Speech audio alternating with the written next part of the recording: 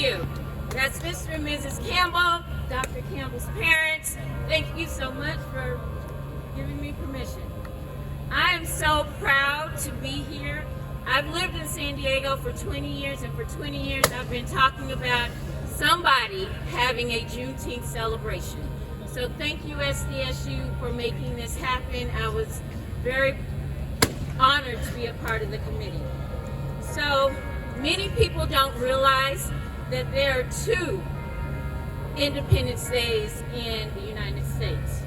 First, there's the independence from the British, and then it's the Independence Day for African American slaves, otherwise known as Juneteenth. Juneteenth is short for June 19th, and it was on that day that we were free from slavery. So here's the story, and Dr. Woods told you much of it. The Civil War was raging, which lasted from 1861 to 1865.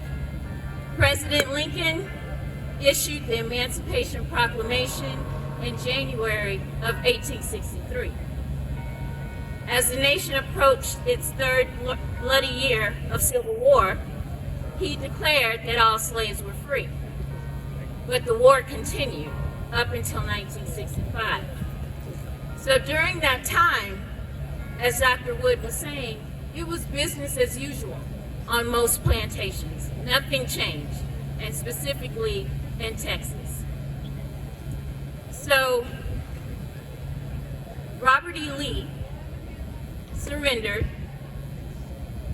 in 1865, and that was also the same time that the Union soldiers decided to travel down to Texas to see how things were going, when General Granger discovered that people were still enslaved.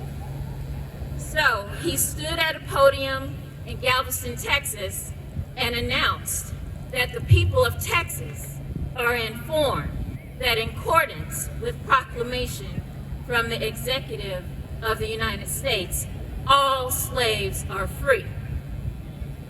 So that marked the date of Juneteenth. Now, personally, because not only do I represent ABC, I also represent Texas. I was born and raised in Houston, Texas, and Galveston is literally down the street. So I spent many, many days going to Galveston, Texas with my father, standing on that site where General Granger gave that announcement. After the slaves were free, in that era, Jim Crow had begun. And the people of Houston actually decided they needed a place to celebrate.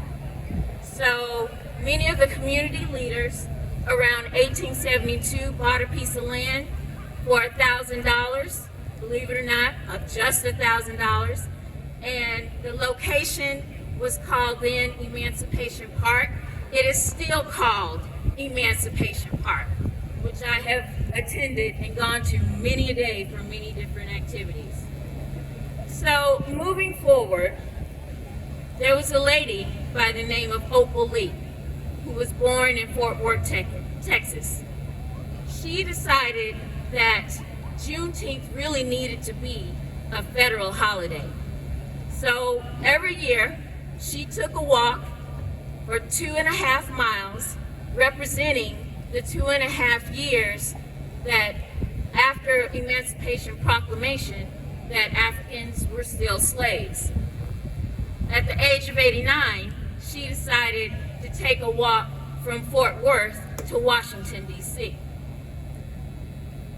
Thanks to Change.org, who released a petition, 1.6 million signatures were signed to create Juneteenth a holiday. So it was just last year, June 17th, 2021, that her efforts paid off when President Biden signed the Senate Bill S-475, making Juneteenth the 11th federal holiday.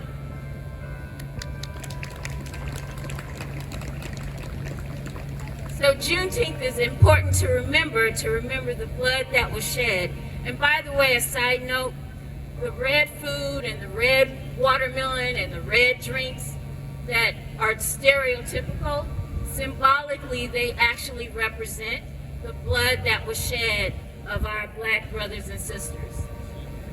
I want to close by reading a poem by Langston Hughes. I too sing America. I am the darker brother or sister. They send me to eat in the kitchen when company comes, but I laugh and eat well and grow strong. Tomorrow, I'll be at the table when company comes. Nobody will dare say to me, eat in the kitchen.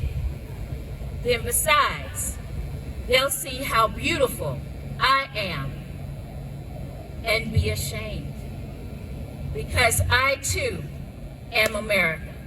Thank you.